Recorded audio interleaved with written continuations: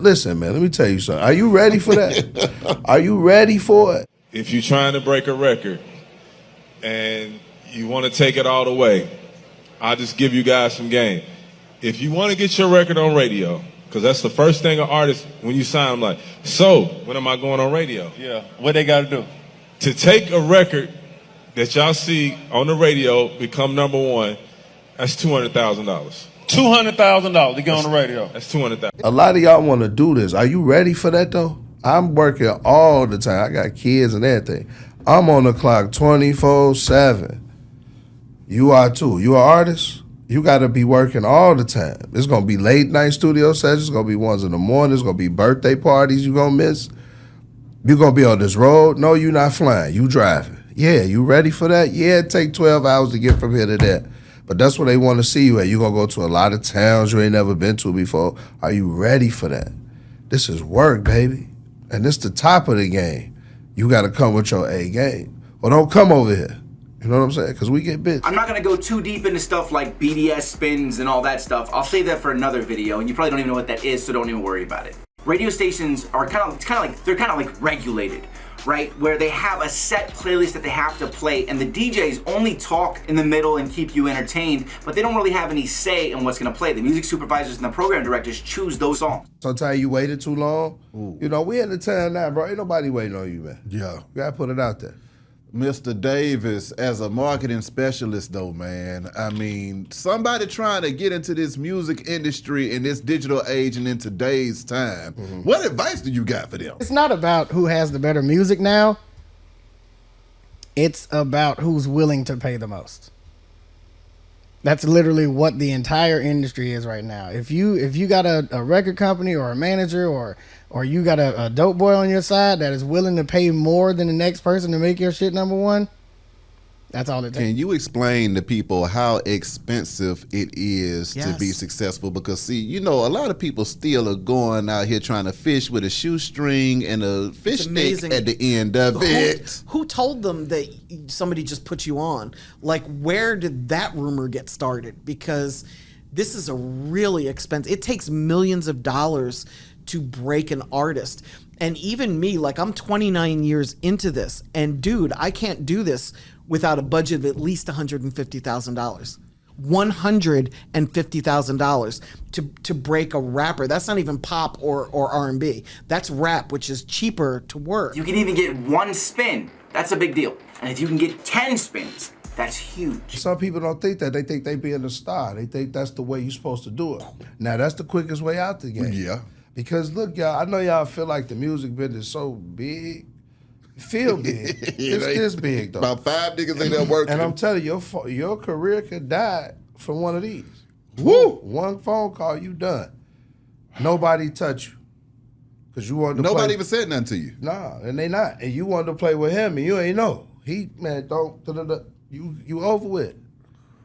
It's over. So it's best to keep, keep respect. The respect for yourself and respect for the people who working with you, because they don't got to work with you, bro. Is it? This is because for a program director or a music supervisor to even take you seriously in any way, shape, or form, you having proof that your music has spun on a major radio station before and it being tracked by BDS, they can see, okay, maybe I can give this a chance because this actually has had spins before. I'm not saying it's gonna happen, but it's definitely not gonna happen if you have no spin. You want to be in these places. You want to have your YouTube. You want to have some engagement on your Instagram. Exactly. Just not a lot of followers. Yeah. But some engagement. Like when you go live, who on there? You know what I'm saying? When you say something, who liking it? Okay. They pay attention to that because they really want to see who's actively engaging with you. Because I can play with the numbers and look big, but who's actually listening? Exactly. Get your Spotify and all that up. I know the playlisting and all that is popular. However you got to do it. Yeah. But somewhere where people can really see, okay, boom, there's something here.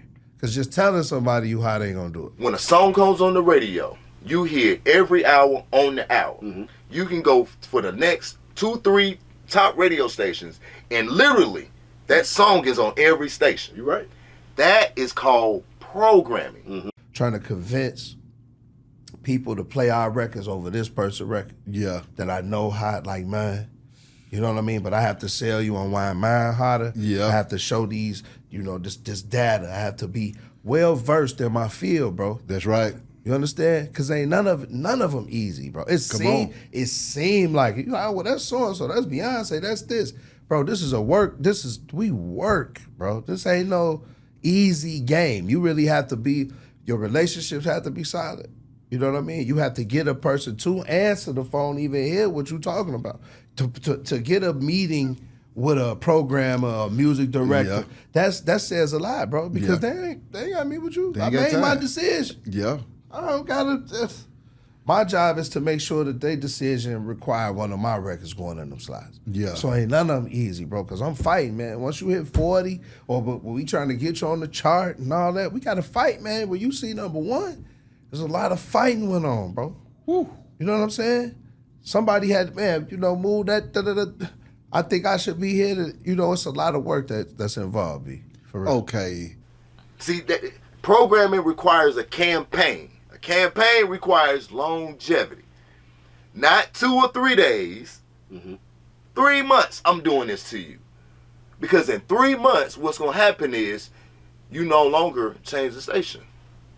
You now not only know the hook, you know the first verse and the second verse of the song. You like the song so much, now it's on your Apple. Right. It's on your Tidal. It's on your Spotify. Okay. The reason why an artist is successful is because they got somebody like you on their damn team. Or a bunch of me's. Yeah, but that's what I'm saying. If they got you in promotion, you in concert, you in publicity, you in somewhere, you're going to win. And you, and you artists, you too. Okay, now. We need you too. Because I could be doing all this for nothing, man. I'm not saying any names or anything, but just know that if you can make a DJ happy, you have a higher chance of actually getting spun on the radio.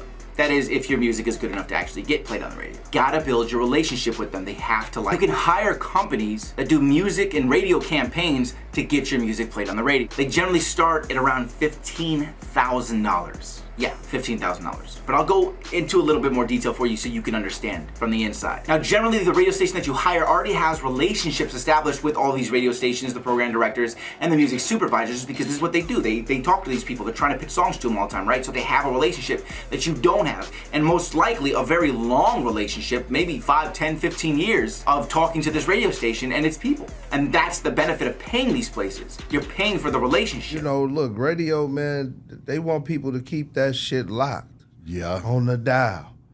You want to get on the radio?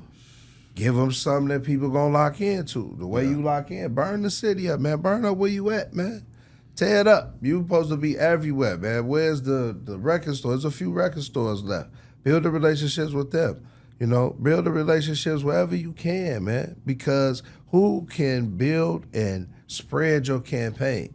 You don't have to worry about no radio, no labels, because they'll be coming, bro. But what you have to realize is that major record labels and very strong independent labels also have departments that have those years and years of relationships built with these radio stations. And they're constantly trying to get even one of their signed artist songs into the rotation at any one of these radio stations to get those BDS and media-based spins. They're all fighting for this one slot, maybe 2 slots, and they have a lot more money than you do. And they have a lot longer of a relationship than you do, and even probably longer than the company for the radio campaigns that you would hire. So I think that's a misconception that artists kind of have on the game. You know, like they got this microwave mentality of they think soon as they record it, come out the booth and throw it on Instagram, Facebook, that's it. It's viral. They gone. Nope, it don't work that way. I made this video for everyone to understand how difficult it really is to get radio play. Like, it really is.